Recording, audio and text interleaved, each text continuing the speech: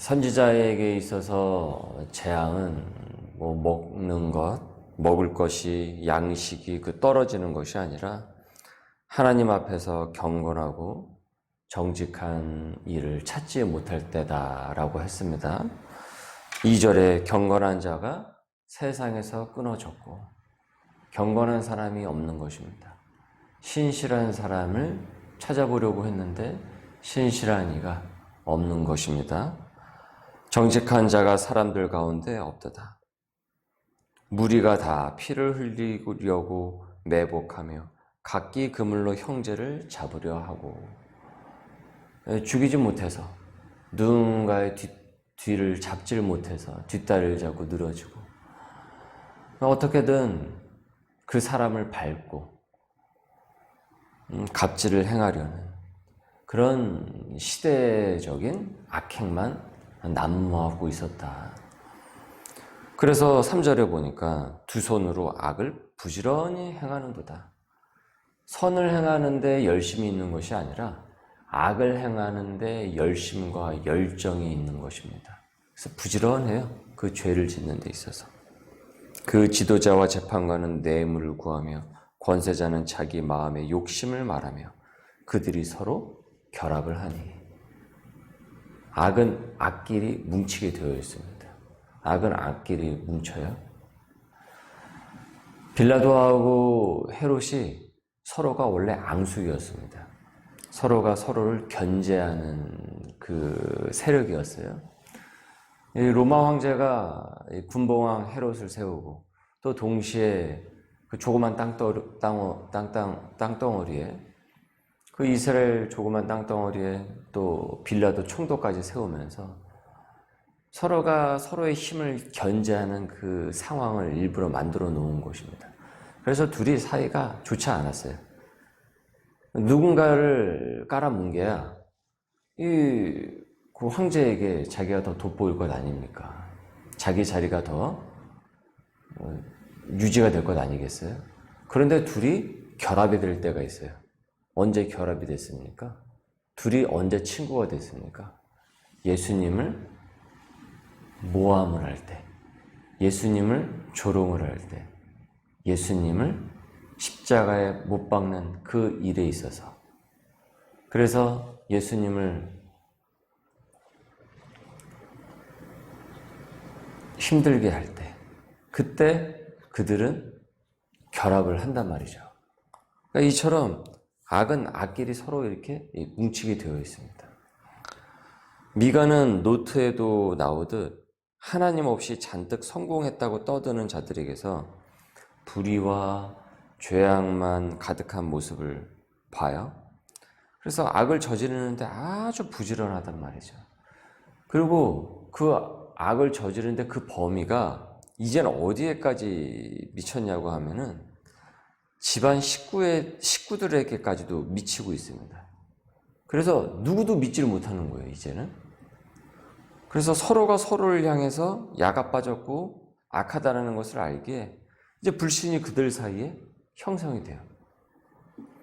너희는 5절에 너희는 이웃을 믿지 말며 친구를 의지하지 말며 내 품에 누운 여인에게라도 내 입의 문을 지킬지어다. 같은 배우자도 이제 못 믿는 거예요. 아들이 아버지를 멸시하며 딸이 어머니를 대적하며 며느리가 시어머니를 대적하리니 사람의 원수가 곧 자기의 집안 사람이로다. 집안 식구가 원수가 됩니다. 이것이야말로 참 미가가 경고한 형벌의 결과가 아닐까 싶어요. 이거보다 더 심한 형벌이 또 무엇이 있겠습니까? 결국은 자기 집안 식구가 원수가 되는 일인데, 사람의 삐죽한 그 본성대로 이 막장까지 간 결과가 지금 이런 사태를 만들어내었습니다. 이는 결국 자기 자신에게 고스란히 되돌아오는 부메랑이 돼요. 그러니까 불신이 만연한 세상에서 기댈 곳도 없고 머물 곳도 없고 누구도 가까이 할 수가 없는 것입니다. 언제 내 뒤에 대고 비수를 꽂을지 모르니까. 설사 자식이라고 할지라도 부모라고 할지라도, 남편, 아내라고 할지라도 이런 시대가 된 거예요. 막장 드라마 여러분 보시면은 이런 모습들 많죠. 그죠? 서로가 서로를 향해서. 지금도 막장 드라마들을 계속 하더라고요. 근데 신기한 건 그렇게 욕하면서도 보는 게 막장 드라마라고 얘기를 해요. 여러분, 요즘 내가 말씀에 큐티 질문에도 나오듯이 원수처럼 여기는 이웃이나 친구, 가족이 있습니까? 모든 인간관계를 파괴하는 내 속의 욕심은 무엇입니까? 그리고 그 내 주변에 있는 그 사람들의 악을 보면서 나는 무엇을 봐야 하겠습니까? 미가는 지금 이런 막장 사태에서 여호와께로 돌아가자, 여호와께로 돌아가자, 하나님께로 돌아가자라고 외치고 있어요. 서로를 향한 불신과 죄를 바라보니 그 마음에 공간이 없는 거예요. 그것으로 꽉 차 있어서 여백이 전혀 없어요. 평안이 없고 서로 물고 뜯는 혈투만 있어요. 그러니 이제는 시선을 그런 쪽으로 바라보지 말고 그 사람들에게서 돌려서 이제는 여호와를 바라보자라고 외치고 있어요. 계속 거길 보니 무엇만 생기겠습니까? 악만 생기잖아요. 계속 악만 생긴단 말이죠. 그러니 이제는 그 시선을 돌려서 여호와를 바라보자. 7절에 오직 나는 여호와를 우러러보며 나를 구원하시는 하나님을 바라보나니 나의 하나님이 나에게 귀를 기울이시리로다. 설사 대적들이 여호와를 바라보자, 우리 하나님을 바라보자 라고 하는 이 나의 모습을 보고 내 신앙을 비웃는다고 할지라도 미가는 나는 하나님을 온전히 바라보면서 신앙을 굳건히 지키겠다라고 또 선언을 합니다.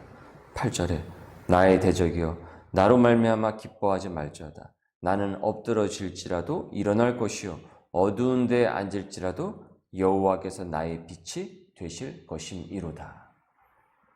이 세태 속에서 온전한 여호와 신앙을 외치고 있는 것입니다. 지금은 이렇게 미가의 신앙이 하나님의 정의와 공의를 부르짖는 이 미가의 신앙을 사람들이 비웃을지를 모르지만은 결국 하나님이 건지시고 승리케 하시는 이는 미가인 것입니다. 그들은 미가 혼자 다르게 사는 모습을 보면서 납득을 하지 못해요. 도무지 현실 감각이 없다라고 생각을 한단 말이죠. 저 혼자 바보처럼 살고 있구나.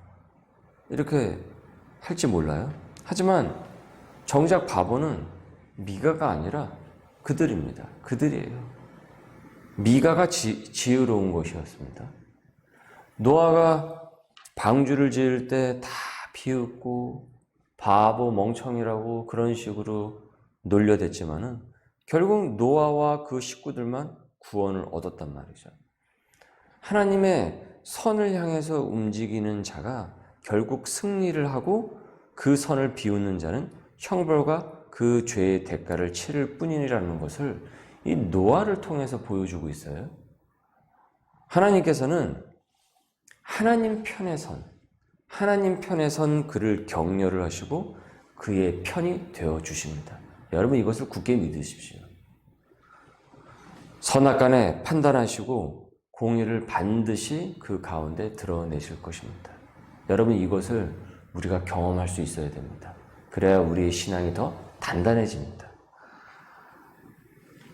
그렇게 믿음으로 사는 사람들은요, 주눅들지 않고요, 주변의 분위기에 같이 휩쓸려서 똑같이 입으로 죄를 짓고 행실로서 죄를 짓는 그런 일을 저지르지 않습니다. 여호와 하나님을 오히려 우러러 바라보면서 구원하시고 구원하실 그 하나님을 온전히 바라본단 말이죠. 내 신앙이 진짜 신앙인가, 가짜 신앙인가는 사실은 바로 거기서 증명이 되는 것입니다. 거기서 증명이 돼요. 직장에서 자주 악한 꾀를 부리는 동료들 틈에 있어도 거기에 휩쓸리지 않고 하나님이 기뻐하시는 것, 그리고 미워하시는 것을 분별을 하며 사는 자는 바로 그 신앙이 거기서 증명이 되는 겁니다. 그가 온전한 제자의 신앙을 갖고 있다는 것이 증명이 되는 겁니다. 여러분, 내 신앙이 진짜인지 가짜인지 어떻게 알겠습니까? 평상시에는 어떻게 알 수가 있겠어요? 모든 것이 마음대로 잘 되고 평온한 상태에서 믿음의 고백을 못하는 사람이 누가 있겠습니까? 다 신앙 고백 좋게 하죠. 그러나 정작 어려운 환경 속에서, 불의한 환경 속에서, 불공정한 환경 속에서 참 신앙이었는지 가짜 신앙이었는지는 거기서 드러나지 않겠습니까? 미가가 참 선지자인지 가짜 선지자인지 여러분, 우리가 어찌 알겠습니까? 오히려 이 시대였기에, 악을 부지런히 행하는 시대였기에 역설적이게도 미가의 참 신앙과 선지자의 그 영성이 드러났던 것입니다. 나는 세상과 주변을 탐만하며 그 분위기에 휩쓸려 다닙니까? 아니면 오늘 내게 매일 주시는 말씀으로 나 자신을 비춰보고 하나님을 온전히 바라보면서 지금의 이 믿음을, 신앙을 굳게 지키고 있습니까? 이것을 물어보고 있죠. 미가는 부지런히 쉬지 않고 열정을 다해서 악을 행하는 세태를 보면서 자기의 모습을요, 또 면밀히 관찰을 합니다. 면밀히 봐요. 하나님 앞에서. 자기 죄를 봐요. 9절에 내가 여호와께 범죄하였으니 그의 진노를 당하려니와. 하지만 미가는 회개의 사람이었고 양심이 살아있는 사람이었어요. 시대의 악을 분별할 줄 아는 그 영성의 사람이었어요. 그래서 주님은 미가를 봅니다. 미가도 주님을 우러러보고 하나님을 바라보지만 하나님께서도 미가를 보고 계신 것입니다. 여러분, 우리도 하나님을 바라보지만 하나님도 우리를 보고 계세요. 하나님도 우리를 봅니다. 하나님도 듣고 계세요. 우리의 기도 소리를 하나님께서 듣고 계시지만 하나님께서 내가 하는 말을 듣고 계세요.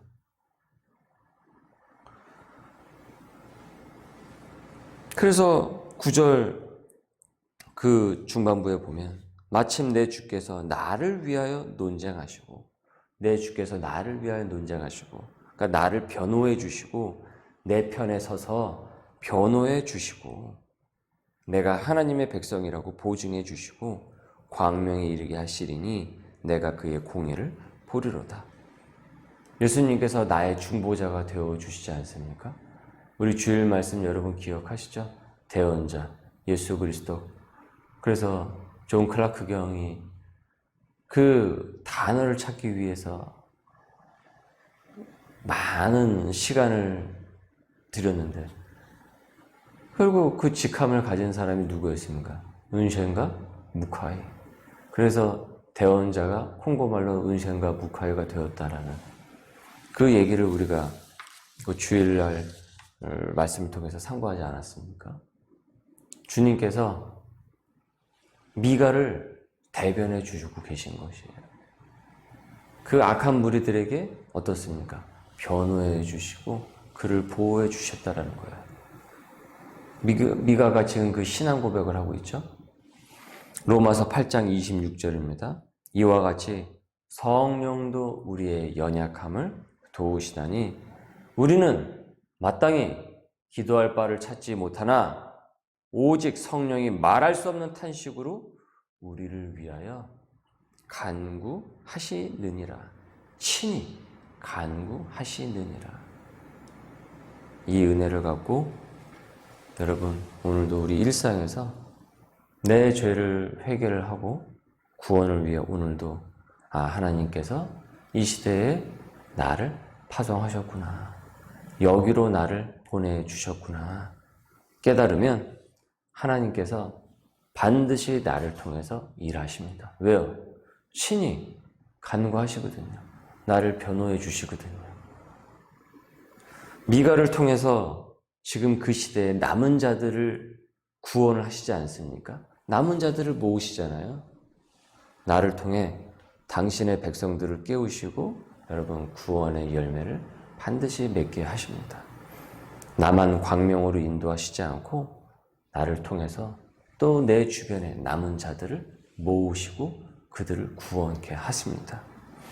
오늘도 이 주신 말씀을 굳게 붙잡고 재앙 속에서도 광명으로 인도하시는 우리 주님을 바라보면서 굳건한 믿음 생활 되시기를 주님의 이름으로 소망합니다. 기도합니다. 하나님 감사합니다. 오늘도 나를 광명으로 인도하여 주시고 또 미가를 통해서 당시에 또 남은 자들을 구원케 하시듯 오늘도 나를 통하여서 주님 인도하여 주심을 믿습니다. 우리를 위하여 친히 간구하시는 예수 그리스도를 바라보면서 오늘도 굳건한 믿음, 신앙생활이 되도록 역사하여 주시옵소서. 성도들의 우리 삶의 자리를, 가정의 그 자리를, 하고 있는 그 일들이 소명의 일들로 나아갈 수 있도록 역사하옵소서. 예수님의 이름으로 기도드립니다. 아멘.